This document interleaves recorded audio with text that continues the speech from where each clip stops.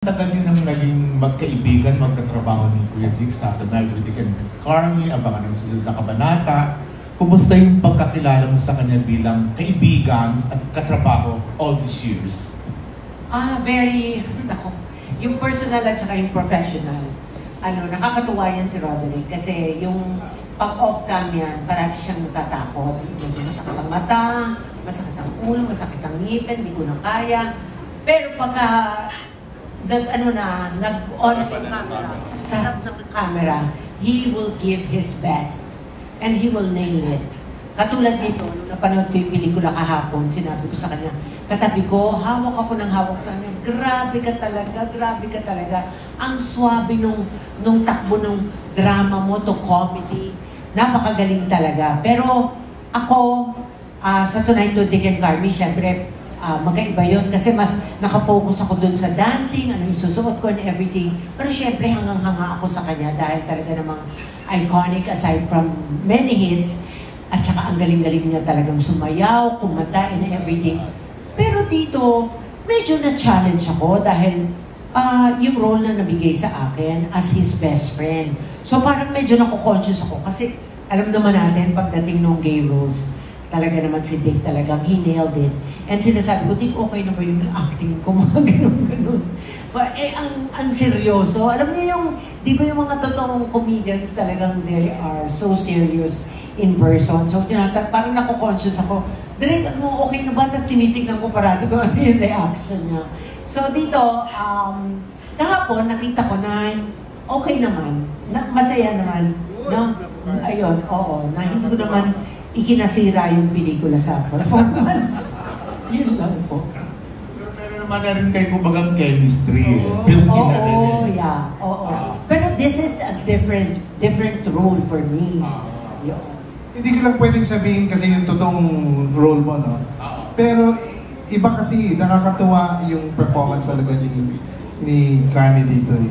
Yung, basta mystery kasi yun eh.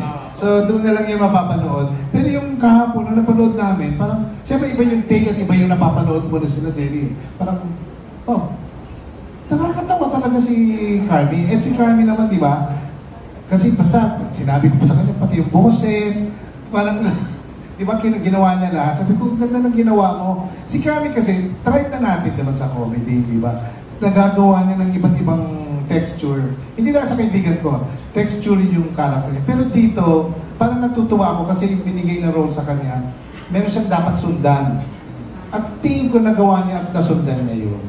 And aside from that, okay, yun yung sa performance. Pero as a friend naman, I'm really grateful na naging kaibigan ko si Carmi.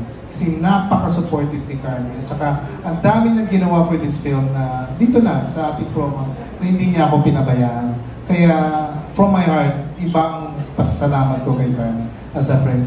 Carms, iba ka. Maraming salamat sa iyo. Love you, Carmi. Now, ang dami kong natututunan kung paano niya pinapadaan muna yung script. Kaya pala ang hirap tawagan ito. Pag sinabi mo, uy, Dick, may kumukuha sa atin, ganito, ganyan. Mga 1 year bago sumagot. Kasi talaga palang pinoproseso niya muna kung maibibigay niya yung best niya. Yung pala yun. Now I understand.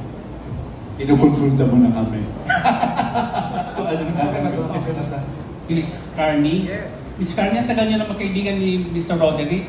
Was there a time na parang naramdaman mo parang more than friends na yung relationship ninyo? Wow! Na maging masapos na Natanggap ka ba sa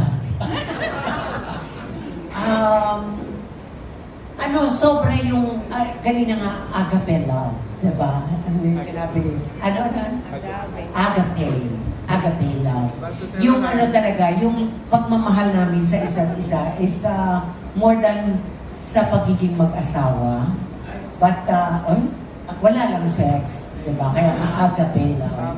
Oo. Sobrang respeto namin sa isa't isa. At saka talagang natutuwa ako na kasi malaki ang siya ang namimili ng isasama niya sa movie na somehow nasama rin ako dito at nabigyan ako ng chance na magawa ang isang very challenging role for me na kasama ang isang Roderick Paulate. The honor is mine. Thank you and congratulations po sa